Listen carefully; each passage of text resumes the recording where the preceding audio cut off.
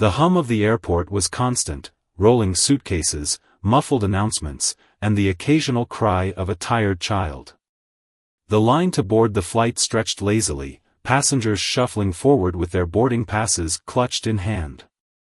Most were just eager to get to their seats, stow their bags, and settle in for the journey.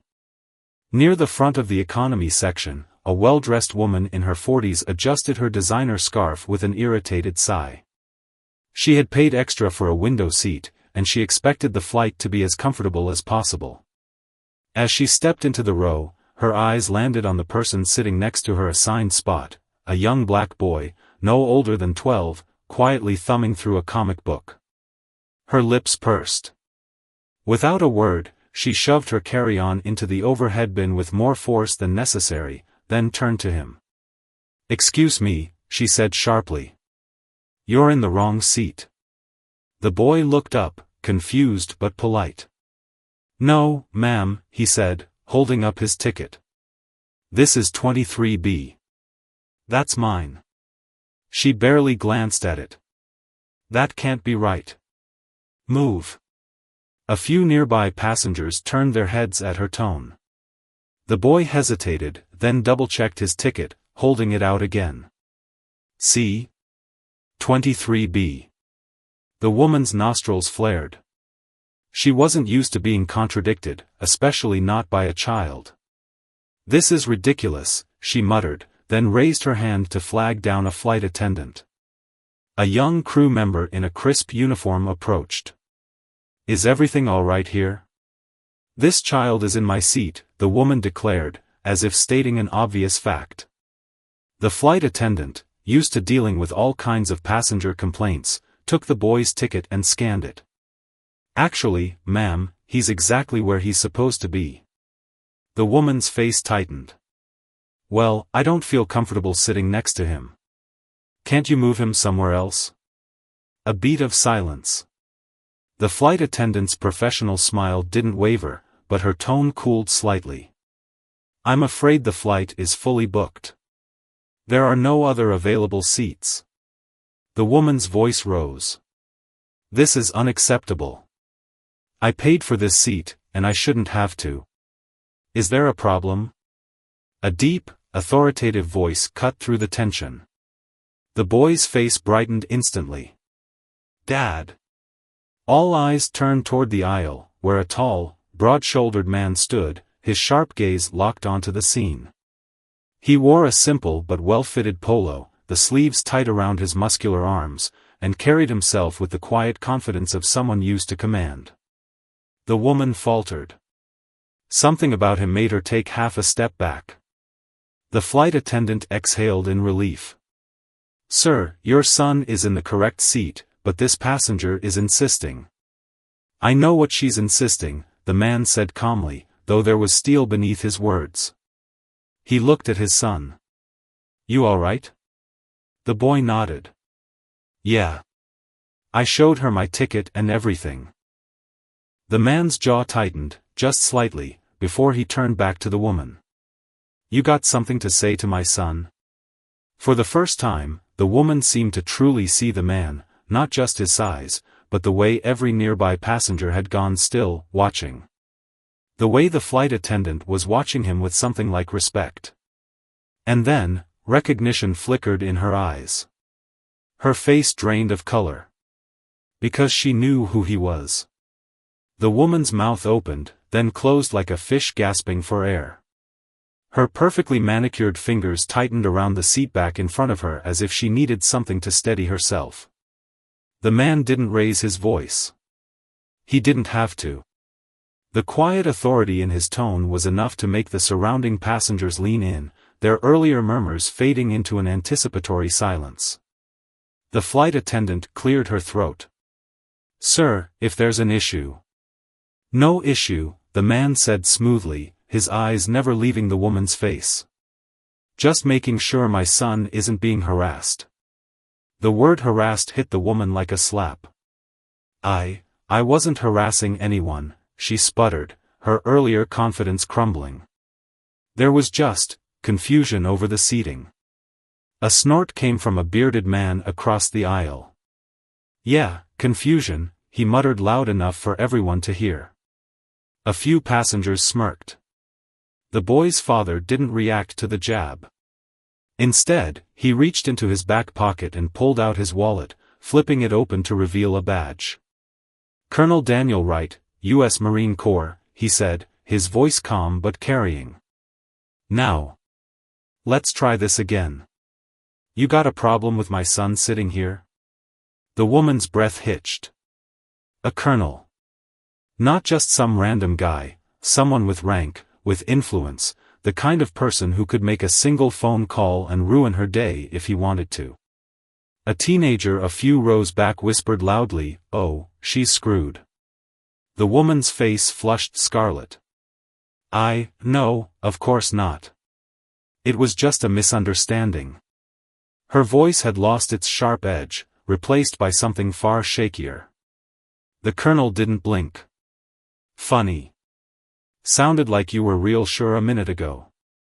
The flight attendant, sensing the situation escalating, stepped in. "Sir, if you'd like, we can arrange for you to switch seats with your son so you're next to him." Colonel Wright glanced at his son, who gave a tiny shrug. "Nah, Dad, I'm good. I got my book."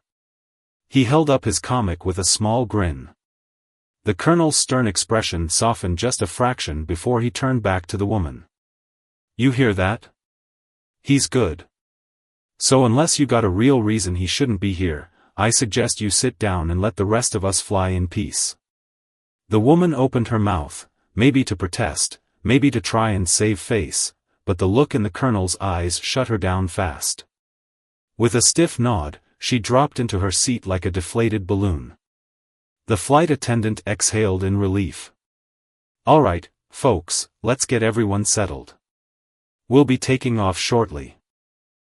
As the colonel gave his son's shoulder a reassuring squeeze before heading back to his own seat, murmurs rippled through the cabin. "Did you see that? She tried to play the race card and lost. That's what she gets."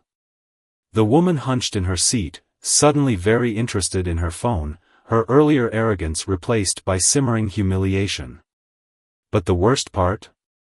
She wasn't done yet.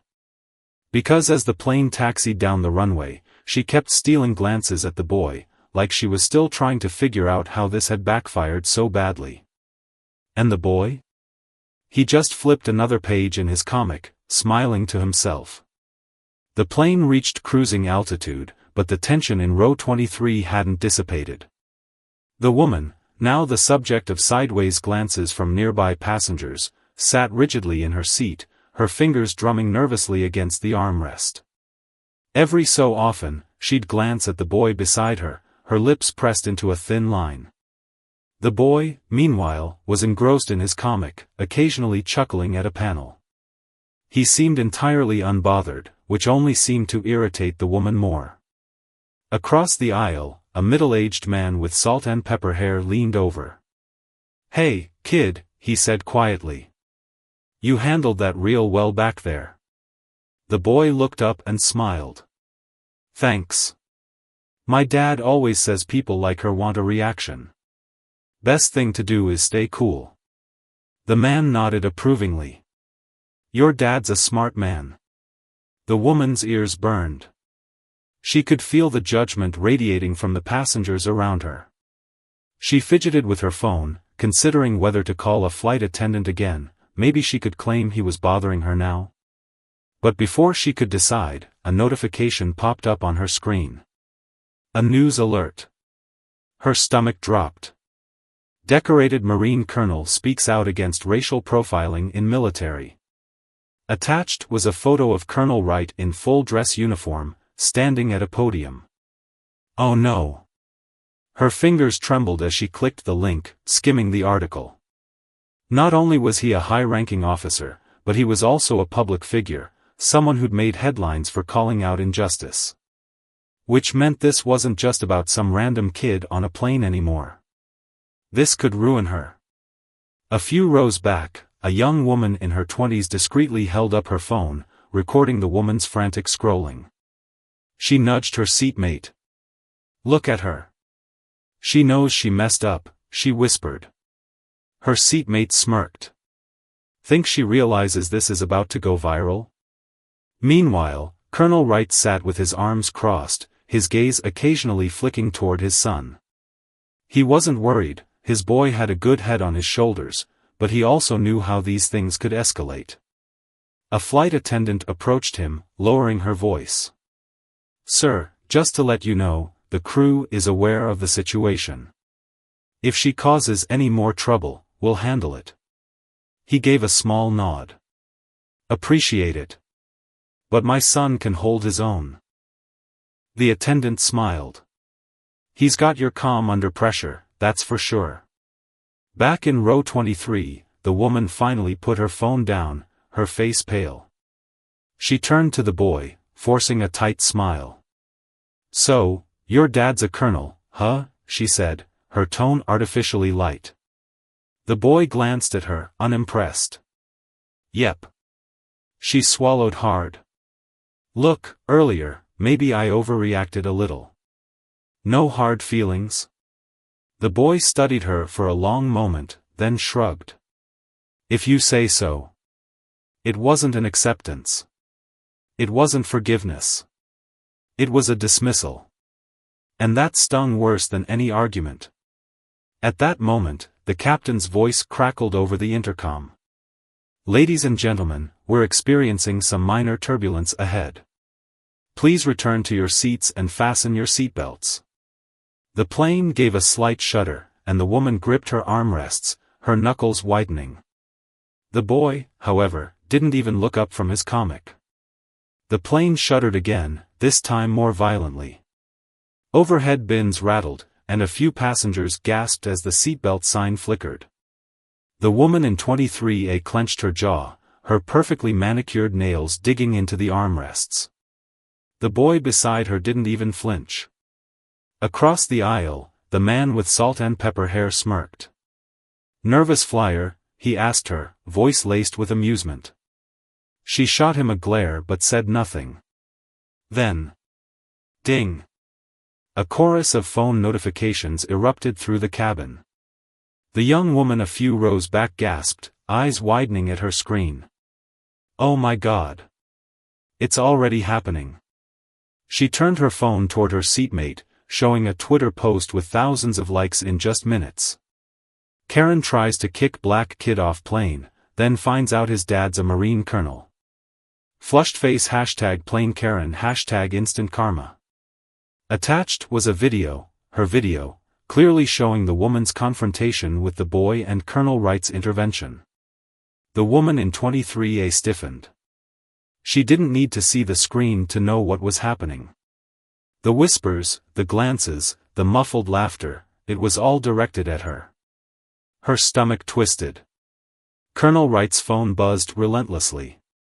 He glanced at the screen, texts from fellow officers, a missed call from his public affairs officer, and a rapidly climbing Twitter notification count. He sighed. Of course someone had filmed it. A flight attendant leaned down, her voice hushed. "Sir, the captain's been informed about the situation. He'd like to speak with you privately when it's safe to do so." The colonel nodded. Understood. This wasn't just about an entitled passenger anymore. This was about to become a story, one he hadn't asked for, but one he wouldn't back down from either. Back in economy, the Whisper Network. The video spread faster than the turbulence. Passengers nudged each other, phones flashing as they watched the confrontation play out. A teenager in the back row snorted. She really thought she could do that and just walk away? The woman's face burned. She could feel the judgment, the disdain. Even the flight attendants exchanged knowing looks as they passed her row. Then, "Ma'am?" She jumped. A different flight attendant stood over her, polite but firm. "We've had a few concerns from other passengers. Would you be more comfortable moving to a different seat for the remainder of the flight?" The question was professional, but the implication was clear: you're causing a problem. Her mouth opened, but no words came out. The boy beside her finally looked up from his comic, his expression unreadable. "I think you should move," he said simply. And just like that, the power dynamic flipped. Now she was the one being asked to leave. The flight attendant's polite smile didn't reach her eyes as she waited for the woman's response. Around them, passengers openly stared, some still holding up their phones to capture what came next. I paid for this seat," the woman stammered, her voice losing its earlier confidence. "And you'll still have a seat," the attendant replied smoothly, "just further back near the lavatories. We've cleared space for you there." A snicker rippled through nearby rows. The woman's face flushed crimson as she realized what this meant. They weren't just moving her. They were putting her in the worst seat on the plane as punishment. The boy quietly gathered his comic book as she stood up. As she squeezed past him, he looked up with startling maturity. "Maybe next time just be nice to people," he said, not unkindly. The walk of shame down the aisle felt endless. Passengers whispered behind their hands, some not even bothering to hide their smirks. One older woman actually tsked loudly as she passed. From his first-class seat, Colonel Wright watched the scene unfold through the curtain partition. His phone had been blowing up non-stop, fellow officers, news outlets, even an old friend at the Pentagon texting, "Brother, you're trending worldwide." A flight attendant approached hesitantly. "Sir, we can file an official report if you'd like. This qualifies as discriminatory behavior under airline policy." The colonel considered this, then shook his head. "No need. She's been humiliated enough. But..." He pulled out a business card. "If any media contacts the airline, have them reach out to me directly. I won't have my son dragged through a circus." The woman slumped into her new seat, a middle seat in the last row, right next to the bathrooms. The constant flush of toilets and line of waiting passengers would be her view for the rest of the flight. Her hands shook as she pulled up social media. The video had over 500,000 views already. Comments poured in. "Someone identify this racist Karen. That colonel is my new hero. Wait till her employer sees this." Then she saw it, a reply from someone who recognized her. "Isn't that Linda from Covington Accounting?" Her blood ran cold. The plane's wheels touched down with a jolt, snapping Linda back to reality. She'd spent the last hour of the flight in a cold sweat, watching the view count on that damned video climb higher with every refresh. The moment the seatbelt sign turned off, she bolted upright, desperate to be the first one off. Maybe she could still salvage this before it got worse. But fate had other plans. As passengers stood to gather their belongings, a collective murmur spread through the cabin. Through the windows, they could see a small crowd gathered at the gate, not the usual bored family members waiting for arrivals, but people holding up phones, some even with small cameras. A few were clearly reporters. Linda's breath came in short gasps. This couldn't be happening. Not this fast. She fumbled for her sunglasses, pulling them on despite the dim airport lighting, as if this flimsy disguise might save her. The boy and his father were 2 rows ahead. She watched as the colonel stood, straightening his polo shirt with quiet dignity. He turned to his son. "Ready?" The boy nodded, slipping his comic book into his backpack. They looked completely at ease, as if they hadn't just upended her entire life. The aisle began moving at a crawl. Linda kept her head down, but she could feel the stares, from passengers, from flight attendants, even the pilot who'd come out of the cockpit to shake the colonel's hand. "Sir," the pilot said respectfully, "we appreciate your service." When Linda finally reached the jet bridge, the muffled airport sounds exploded into chaos. Shouted questions came from the small crowd. "Ma'am, care to comment on your behavior?" "Linda, is this how Covington Accounting expects its managers to act?" Her stomach dropped at the mention of her workplace.